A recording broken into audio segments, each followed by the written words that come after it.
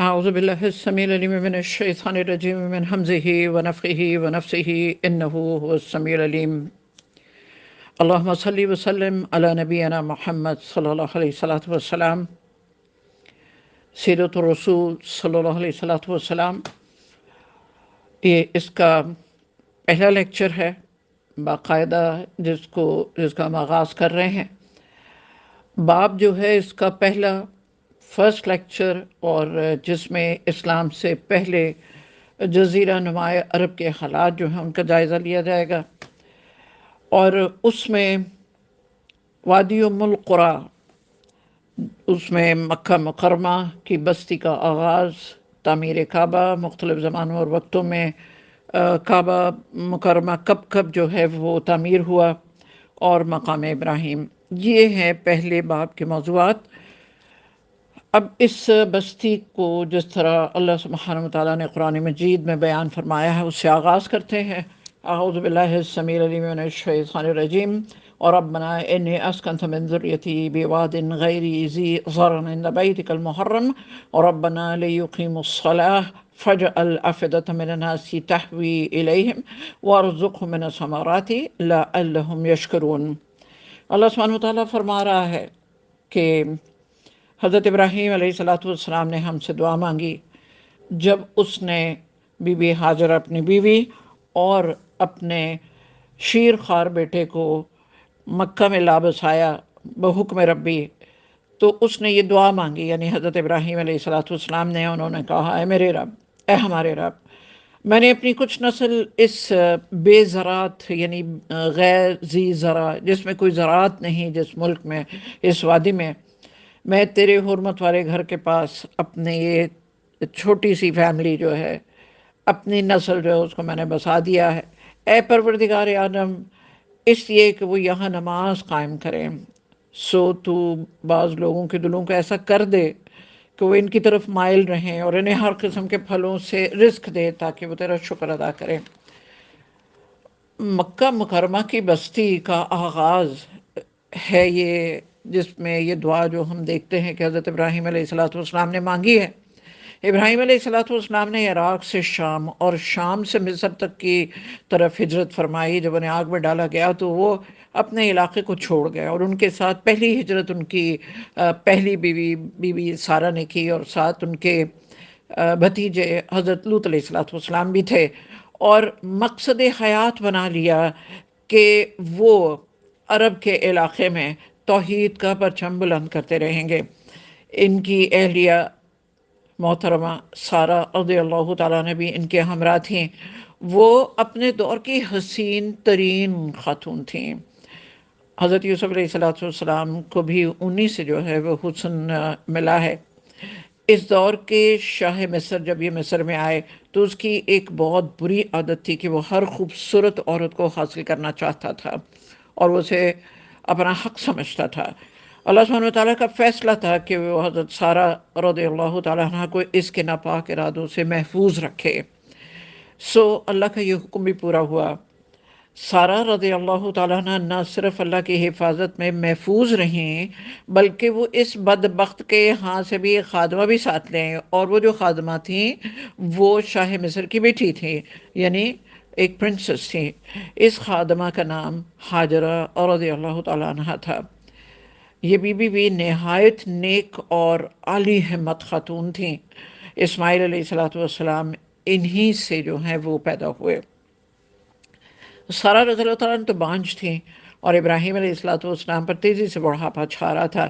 ان کے بال سفید ہو گئے تھے، تو حضرت سارہ رضی اللہ تعالیٰ نے فیصلہ کیا کہ وہ یہ خادمہ ابراہیم علیہ السلام کو دے دیں تاکہ وہ اس سے شادی کر لیں.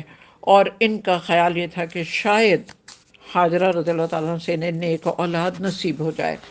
ادھر اللہ تعالیٰ کا بھی یہی فیصلہ تھا، اللہ سبحانہ تعالیٰ بھی یہی چاہتا تھا کہ ہاجرہ رضی اللہ تعالیٰ عنہا جو ہے وہ حضرت ابراہیم کی پہلی اولاد کی ماں بنے.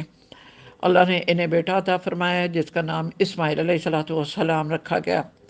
لیکن اسماعیل علیہ السلام پیدا ہوئے تو بی بی سارہ رضی اللہ تعالیٰ عنہ کو فطرتی طور پر رشک اور کیفیت ایسی اندر ہوئی کہ جس سے گھر کے اندر کوئی خرابی ہو سکتی تھی۔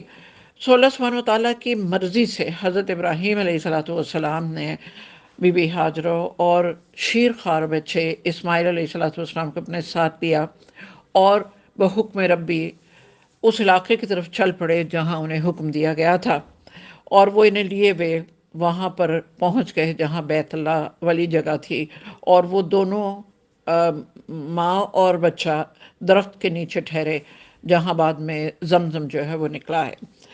ان دنوں میں مکہ مکرمہ بالکل سنسان تھا، کوئی رہائش نہیں تھی وہاں پر، اور رہائش ہوتی کیسے، پانی کی بوند میسر نہیں تھی وہاں۔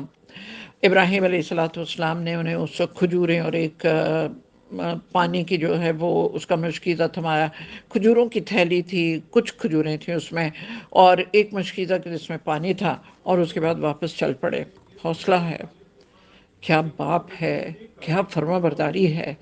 ابراہیم علیہ السلام نے انہی کھجوروں کی ایک تھیلی کو جو پکڑایا، وہ بی ہاجرہ جو ہے انہوں نے اسے لیا، اور اس کے بعد ابراہیم علیہ السلام واپسی کے لیے چل پڑے۔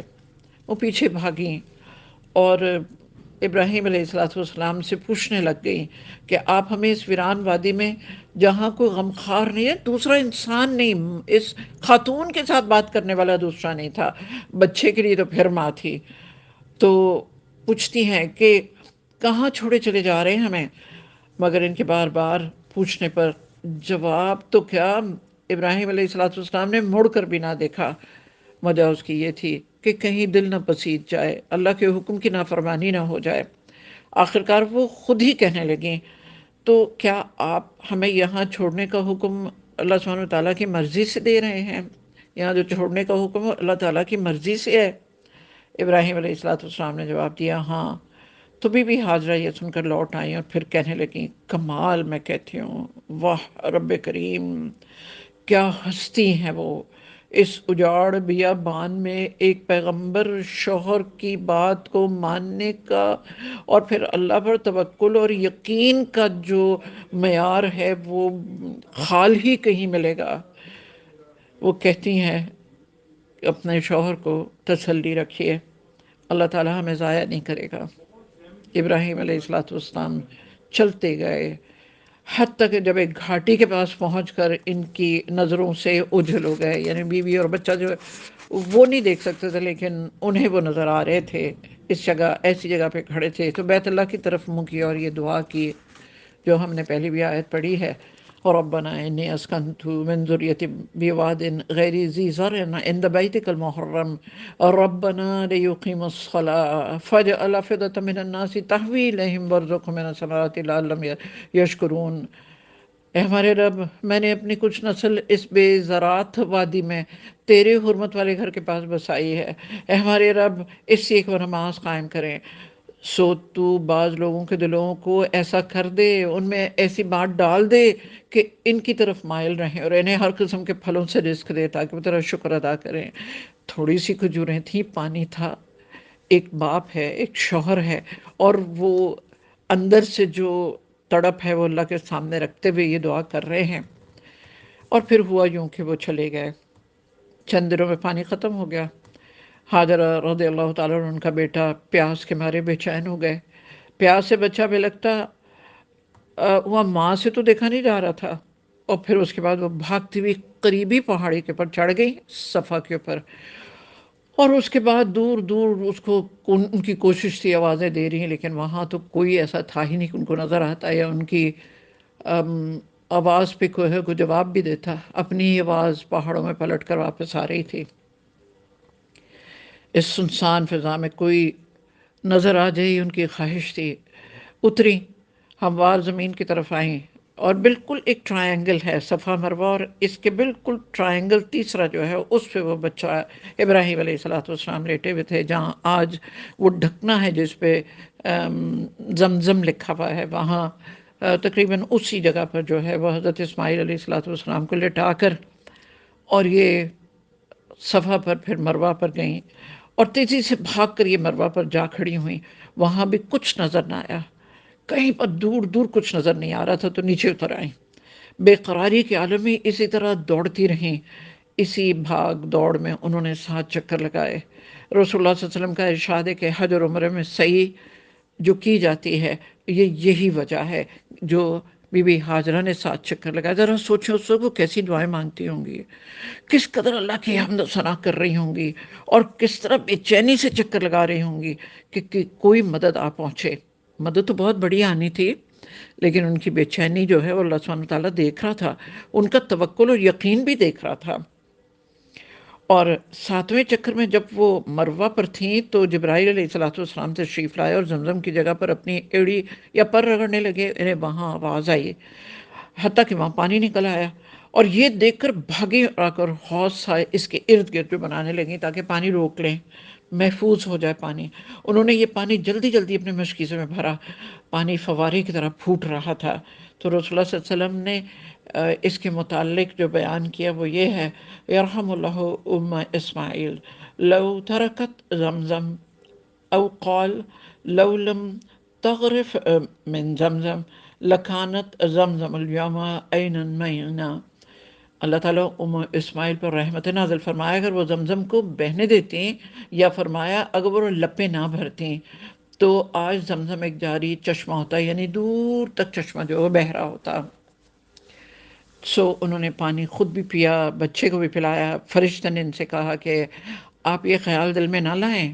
اب فرشتہ جو ہے وہ موجود ہے، جبرائیل علیہ السلام نے تسلی دیتے ہیں، پیغمبر کی ماں ہیں، پیغمبر کی بیوی ہیں، ان کا صبر اور ان کا حوصلہ اور ان کا یقین کامل اس بات کی غمازی تھا کہ اللہ سبحانہ تعالیٰ کی طرف سے مدد آتی تو فرشتے کی صورت میں مدد آ گئی، اور آپ کو جو ہے وہ زمزم بھی مل گیا۔ اور اس کے بعد جو ان کو تسلی کرائی ہے وہ یہ الفاظ تھے کہ انہیں کہا گیا کہ آپ یہ خیال دل میں نہ لائیں کہ آپ یوں ہی مر کھپ جائیں گے، یہاں بیت اللہ ہے جسے یہ بچہ اور اس کا والد تعمیر کریں گے مل کر، اور یاد رکھو اللہ تعالیٰ اپنے سچے بندوں کو ضائع نہیں فرماتا۔ یہ تھی وہ تسلی و تشفی جو حضرت جبرائیل علیہ السلام نے بی بی ہاجرہ کو دی، اور وہ اسی لائق تھیں۔ انہی حالات میں زندگی بسر کر رہے تھے بی بی ہاجرہ اور بچہ، وہیں دن رات گزار رہے تھے۔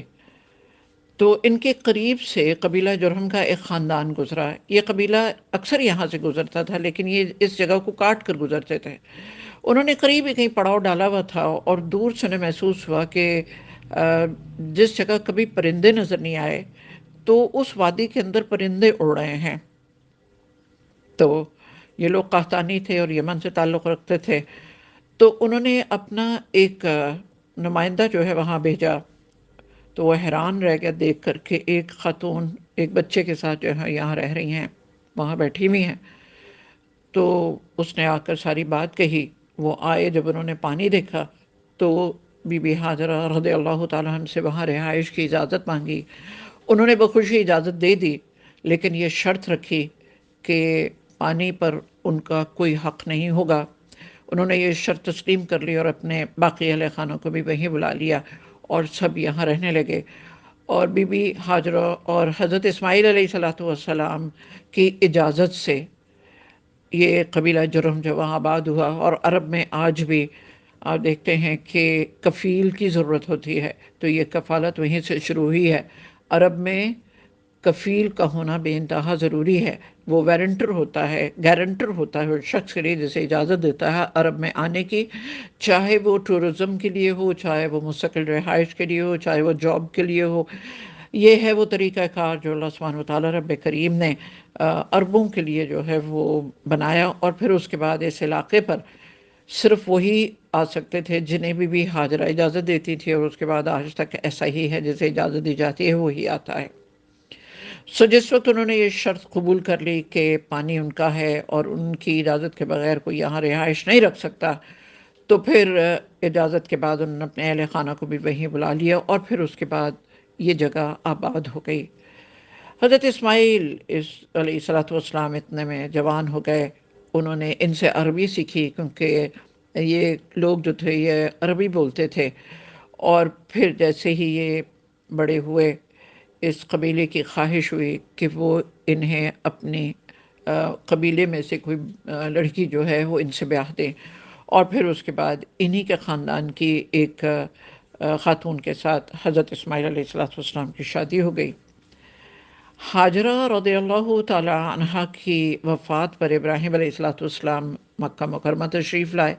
اسماعیل علیہ السلام گھر پر نہیں تھے۔ انہوں نے دریافت کیا، گھر کا دروازہ کھٹکھٹایا اور گھر والوں سے دریافت کیا کہ اسماعیل کہاں ہیں، تو بیوی نے اندر سے جواب دیا وہ کسی کام سے باہر گئے ہیں۔ ابراہیم علیہ السلام نے بہو کی خیر خیریت دریافت کی تو وہ تو جیسے بھری پڑی تھی، فوراً ہی پھٹ پڑی، طرح طرح کے شکوے کرنے کے بعد بولی ہم بڑی مصیبت سے زندگی گزار رہے ہیں۔ ابراہیم علیہ السلام نے فرمایا کہ انہیں میرا سلام پہنچانا اور کہنا کہ گھر کی چوکھٹ بدل لیں۔ اسماعیل علیہ السلام شکار کے لیے گئے ہوئے تھے، واپس آئے تو ان کی بیوی نے سارا واقعہ کہ انہیں کہہ سنایا۔ انہیں فوراً معلوم ہو گیا، جان گئے وہ اس بات کو کہ وہ ان کے والد محترم ابراہیم علیہ السلام تھے۔ اپنے والد صاحب کا پیغام جو انہیں دیا گیا وہ فوراً سمجھ گئے کہ چوکھٹ سے مراد بیوی ہے، سو انہوں نے اسے طلاق دے دی اور ایک دوسری عورت سے شادی کر لی۔ کچھ عرصے کے بعد ابراہیم علیہ السلام دوبارہ تشریف لائے۔ اس مرتبہ اسماعیل علیہ السلام پھر گھر میں نہ ملے۔ ابراہیم علیہ السلام نے ان کی بیوی سے حال احوال دریافت کیا تو اللہ کی بندی نے اللہ تعالیٰ کا بہت شکر ادا کیا اور کہا کہ ہم بہت بہتر حالات میں رہتے ہیں، ہنسی خوشی رہ رہے ہیں اور خوب کھا پی رہے ہیں۔ اسماعیل علیہ السلام نے اسی بیوی کو آخری دم تک اپنے نکاح میں رکھا۔ ابراہیم علیہ السلام نے فرمایا انہیں میرا سلام پہنچانا اور کہنا کہ گھر کی چوکھٹ قائم رکھیں۔ اسماعیل علیہ السلام واپس آئے تو بیوی نے یہ سارا معاملہ جو ہے انہیں بتایا۔ وہ پھر سمجھ گئے کہ میرے والد محترم جو ہیں وہ آئے تھے۔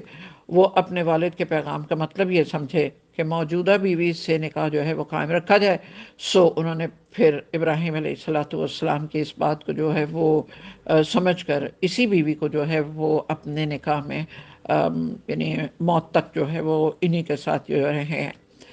پھر کافی مدت تک ابراہیم علیہ السلام مکہ مکرمہ نہیں آئے، لیکن ایک دن تشریف لائے تو بیٹے کو زمزم کے پاس پایا۔ وہ اپنے تیروں کی مرمت کر رہے تھے۔ اسماعیل علیہ السلام کی نظر ان پر پڑی تو اٹھے اور آگے بڑھ کر والد ماجد کے سینے سے لپٹ گئے۔ خیر خیریت دریافت کرنے کے بعد ابراہیم علیہ السلام نے فرمایا کہ اللہ تعالیٰ نے مجھے ایک کام کرنے کا، عظیم کام کرنے کا حکم دیا ہے اور مجھ سے تعاون کیا جائے۔ زمزم کے قریب ایک ٹیلہ تھا۔ ابراہیم علیہ السلام نے اس کی طرف اشارہ کیا اور فرمایا یہاں اللہ تعالیٰ کا گھر تعمیر کرنا ہے۔ ابراہیم علیہ السلام بیت اللہ تعمیر کرنے لگے اور یہ ہے وہ تاریخ وادی ام القریٰ میں مکہ مکرمہ کی بستی کے آباد ہونے کے بعد تعمیر کعبہ کی۔ اسماعیل علیہ السلام پتھر لاتے جاتے، والد گرامی کو تھماتے اور وہ دیواریں چنتے جاتے۔ جب عمارت اونچی ہو گئی اور زمین پہ کھڑے ہو کر تعمیراتی کام کرنا ممکن نہ رہا تو اسماعیل علیہ السلام وہ پتھر لائے جسے آج دنیا مقام ابراہیم کے نام سے جانتی ہے۔ ابراہیم علیہ السلام اس پتھر پر کھڑے ہوئے اور عمارت بنانے لگے۔ یوں یہ دونوں عظیم باپ بیٹا عمارت بھی بناتے جاتے اور اللہ کا شکر بھی دعا کرتے جاتے اور دعائیں بھی مانگتے جاتے۔ وہ مستقل اللہ سے دعا مانگ رہے تھے، ربنا تقبل منا انکا انت السمیع العلیم، کہ ہمارے رب ہماری طرف سے یہ خدمت قبول فرما لے، بلا شبہ تو ہی خوب سننے والا اور خوب جاننے والا ہے۔ اور اللہ نے خوب سنی دعا، خوب احسن سے احسن بہترین انداز سے قبول کی ان کی۔ راہ حق میں اطاعت شعاری کا یہ پہلا واقعہ نہیں تھا۔ اسماعیل علیہ السلام میں آداب فرزندی، والد کی فرما برداری کوٹ کوٹ کر بھری ہوئی تھی، جس کا پورا پورا مظاہرہ انہوں نے اپنے جوانی چڑھتے ہی دکھایا تھا۔ جب ابراہیم علیہ السلام نے خواب کا جو انہیں اشارہ ہوا تھا وہ اپنے بیٹے کو جب بیان کیا تو بیٹے نے تو فوراً کہہ دیا اپنے والد سے، جب باپ نے یہ بات کہی کہ یا بنی انی اری فی المنام انی اذبحک فانظر ماذا تری۔ باپ پیغمبر ہیں اور رسول ہیں، نبی ہیں، اور بیٹا اسماعیل علیہ السلام رسول ہیں، نبی ہیں، اور والد جب یہ بات کہہ رہے ہیں تو بیٹا تہ دل سے اس بات کو جانتا ہے کہ میرے والد مجھ سے کیا چاہتے ہیں۔ انہوں نے کہا میرے بیٹے یقیناً میں خواب میں دیکھتا ہوں کہ میں تجھے ذبح کر رہا ہوں، تو اب تو دیکھ لے تیری کیا رائے ہے۔ سعادت مند بیٹے، ان کو جو والد کی بات پر یقین تھا فوراً سر جھکا دیا۔ انہوں نے کیا کہا، وہ قرآن میں درج ہے، اللہ سبحانہ تعالیٰ کے الفاظ میں درج ہے۔ انہوں نے کہا یا ابت افعل ما تؤمر ستجدنی انشاءاللہ من الصابرین، ابا جان آپ کو جو حکم دیا گیا وہ کر گزریں، انشاءاللہ آپ مجھے صبر کرنے والوں میں پائیں گے۔ پیغمبر باپ، پیغمبر بیٹا، ابراہیم علیہ السلام اللہ کے حکم پر عمل درآمد کرنے کے لیے اسماعیل علیہ السلام کو منا لے گئے، اور انہوں نے جو ہی صاحبزادے کو کروٹ کے بل زمین پر لٹایا اور چھری ان کے ہاتھ پر یعنی ان کے ہاتھ میں تھی اور انہوں نے پھیری، تو اسی وقت اللہ سبحانہ وتعالیٰ کی آواز گونج گئی، اے ابراہیم قد صدقت الرؤیا، اے ابراہیم تو نے خواب سچا کر دکھایا۔ اللہ تعالیٰ نے اس کے بدلے ایک عظیم ذبیحہ جو ہے وہ بھیج دیا، مینڈا جنت سے، اور اللہ سبحانہ وتعالیٰ نے خود فرمایا ہے وَفَدَيْنَاهُ بِذِبْحٍ عَظِيمٍ، اور ہم نے اسماعیل علیہ السلام کے بدلے ایک عظیم القدر ذبیحہ جانور جو ہے وہ کرنے کے لیے دیا۔ ابراہیم علیہ السلام آنکھوں پہ پٹی باندھتے ہیں، بیٹا جو ہے وہ چھت لیٹتا ہے، میں صرف ہلکی سی جو ہے بات بتا رہی ہوں، اور اس کے بعد چھری جو ہے وہ تیز کر کے اس کی الٹی سائڈ پہ وہ جو ہے اس کو نیچے سے رکھ کر وہ چلانے کی کوشش کرتے ہیں، اور اس کے بعد چھری چل جاتی ہے، باپ کو پتہ نہیں ہے کہ کس پہ چلی ہے، کوئی آواز نہیں آتی، نہ بیٹے کی کراہ کی اور نہ ہی اس جانور کی ذبح ہونے کی کوئی آواز کہ وہ بھی کوئی نکالتا۔ تو جس وقت پٹی کھلتی ہے اور جب اللہ کی آواز آتی ہے اور ان کی تعریف کی جاتی ہے، تو دیکھتے ہیں کہ نیچے تو مینڈا ہے اور بیٹا جو ہے وہ ایک طرف جبرائیل علیہ السلام کے ساتھ کھڑا ہے۔ موت ہار جاتی ہے اور جبرائیل علیہ السلام کے ساتھ کھڑے اسماعیل جو ہے وہ اپنی زندگی پا لیتے ہیں۔ اللہ سبحانہ وتعالیٰ نے ایک مینڈا جو ہے وہ بھیج دیا، انہوں نے بیٹے کو چھوڑا اور مینڈا جو ہے وہ ذبح کر دیا۔ یوں باپ اور بیٹا دونوں نے اللہ سبحانہ وتعالیٰ کی رضا حاصل کر لی۔ رضا ہی کے لیے تو یہ پڑھنا ہے، جو سیرت ہے جب آپ اس کو پڑھتے ہیں تو یہ دیکھنا ہے زندگی گزارنے والے اللہ سبحانہ وتعالیٰ کی خاطر کیسے زندگی گزارتے ہیں۔ ہماری آزمائشیں وہ نہیں ہیں جو کہ انبیاء کی ہوتی ہیں، لیکن ان کی زندگیاں ہمارے لیے ایک روشن چراغ ہیں، یہ دیکھنے کے لیے کہ ہمیں کس طرح سے اللہ سبحانہ وتعالیٰ کی فرما برداری پیغمبروں کے اس دیے ہوئے طریقے کے مطابق کرنی ہے۔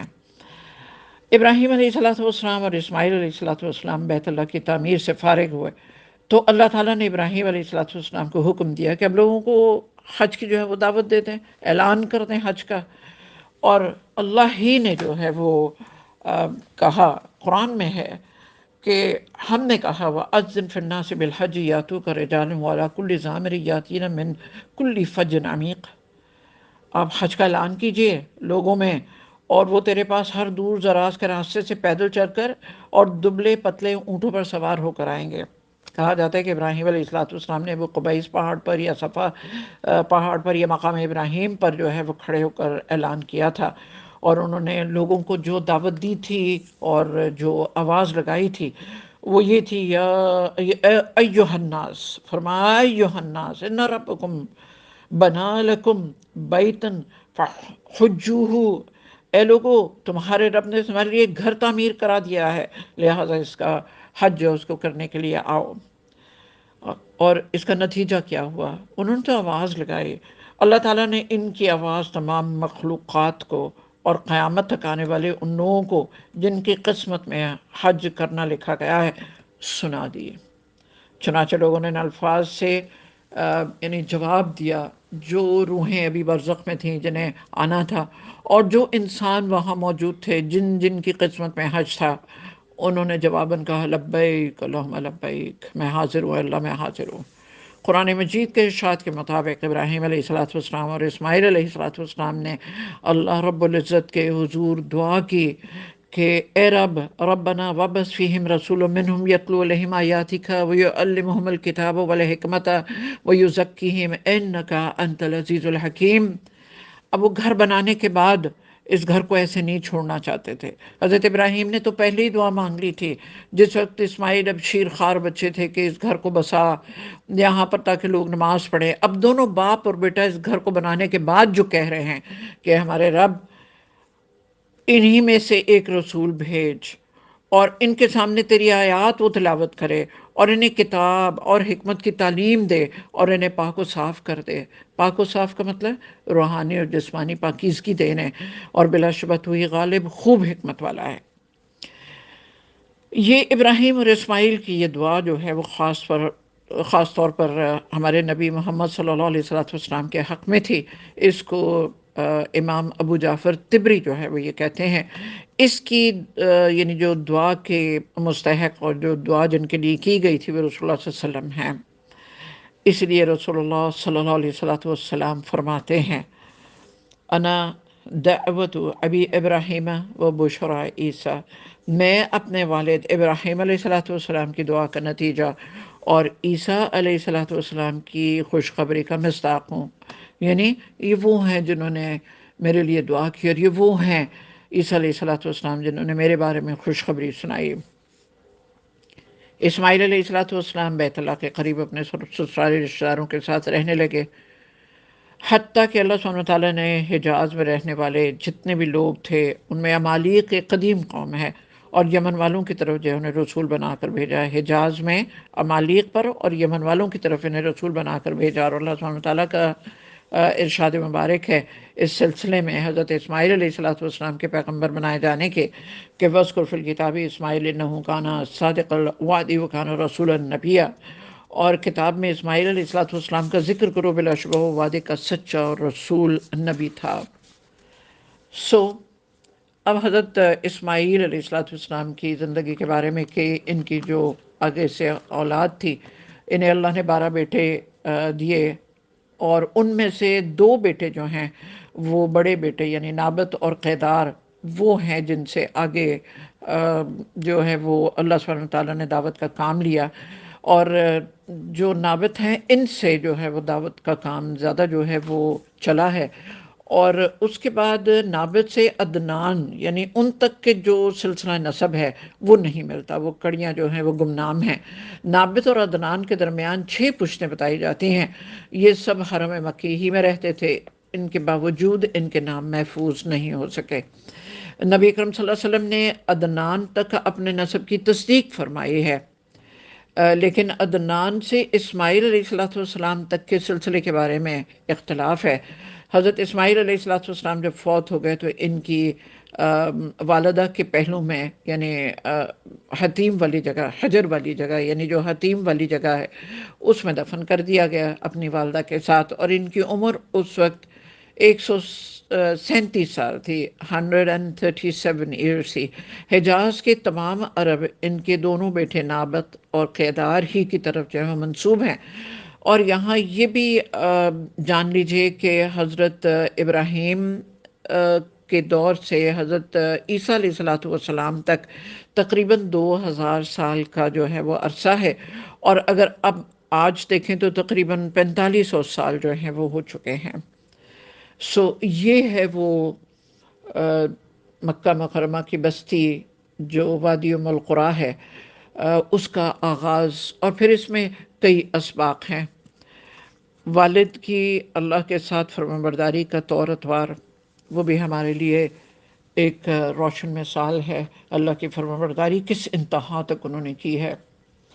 اس کے بعد ایک بیوی کا کردار جو ہمیں نظر آتا ہے وہ کس قدر تابعدار اور فرمانبردار، اور پھر اس کے بعد اس قدر یقین، توکل اور اللہ پر بھروسہ کرنے والی کہ کسی حالت میں بھی انہوں نے اپنے آپ کو کسی مایوسی اور کسی پریشانی میں جو ہے مبتلا نہیں کیا، حتیٰ کہ خود اور ان کا شیرخوار بچہ کتنا وقت جو ہیں وہ اکیلے رہے، اور اس کے بعد ان کی دعائیں، ان کی صدائیں، ان کی حمد، ان کی تسبیح، ان کے ترانے سارے کے سارے صفا اور مروہ ہو یا حرم کے ارد گرد جس وقت وہ ابھی بنا نہیں تھا، وہ صرف اللہ سبحانہ وتعالیٰ سے ہی جو ہے وہ اپنی گفت و شنید کر رہی تھیں۔ ڈرتی ہوں گی ارد گرد جو ہے وہ جنگلی جانوروں کا بسیرا اور حشرات الارض ایسے کہ کسی وقت بھی نکل سکتے تھے، تمام جھاڑیاں اور جو ایسا علاقہ جس کو کہیں کہ وہاں پر یعنی کوئی انسانی وجود کا دور دور کوئی نام و نشان نہیں، اور ان کے حوصلے اس قدر کہ اس کے بعد انہیں یہ خوشخبری دے دی جاتی ہے کہ وہ ضائع نہیں ہوں گی، ان کا بیٹا اور ان کے شوہر اسی جگہ پر جو ہے وہ کعبہ کی تعمیر کریں گے۔ شوہر بھی پیغمبر تو بیٹے کی پیغمبری کی خوشخبری انہیں پہلے ہی دے دی گئی۔ کیا مقام ہے ایسے لوگوں کا! اللہ سبحانہ وتعالیٰ ہمیں ان کے نقش قدم پر اور ان جیسے حوصلوں کی جو ہے توفیق عطا فرمائے، اور ہم ہر ٹاپک کے بعد جو بھی کوئی ہوگا اس کے بعد ہم حاصل کلام لازماً جو ہے وہ آپ کو بتائیں گے انشاءاللہ بحکم ربی۔ اور اس کے بعد بیٹا جو اولاد ہے وہ کس قدر فرما بردار، کس قدر اپنے والد کی، اللہ سبحانہ تعالیٰ کی فرما برداری کے لیے اپنے والد کی بات کو ہر موڑ پر قبول کرتے ہیں۔ اور حیرانگی کی بات یہ ہے کہ وہ اس طرح روتے پڑتے نہیں اپنے باپ کے لیے جیسے کہ ہمارے بچے روتے پیٹتے اور مائیں جو ہیں وہ باپوں کے ساتھ چپکائے رکھتی ہیں، بلکہ سکون ہی نہیں لینے دیتی۔ اللہ رب العزت والدین کو بہترین اسلام کے اوپر اپنی زندگی گزارنے کی ہمت اور توفیق دے، اور بہترین انداز سے اپنے اولاد کی تربیت کرنے کی توفیق عطا فرمائے۔ اس کے ساتھ یہ جو ہم نے پہلا باب جس میں ہم نے وادی ام القریٰ کے بارے میں مکہ مکرمہ کی بستی کے آغاز کا جو ہے وہ کس طرح ہوا اسے پڑھا ہے، اللہ رب العزت سے قبول فرمائے۔ اور آئندہ انشاءاللہ تعالی ہمارے 2 ٹاپکس ہیں، تعمیر کعبہ مختلف وقتوں اور زمانوں میں کس کس طرح کب کب ہوا، اور پھر مقام ابراہیم انشاءاللہ العزیز۔ ربنا تقبل منا انک انت السمیع العلیم وتب علینا انک انت التواب الرحیم، وصلی اللہ تعالی علی خیر خلق محمد وآلہ وصحبہ اجمعین، آمین یا رب العالمین۔ اللهم صل على محمد وعلى آل محمد كما صليت على إبراهيم وعلى آل إبراهيم إنك حميد مجيد، اللهم بارك على محمد وعلى آل محمد كما باركت على إبراهيم وعلى آل إبراهيم إنك حميد مجيد، آمين ثم آمين، اللهم آمين يا رب العالمين۔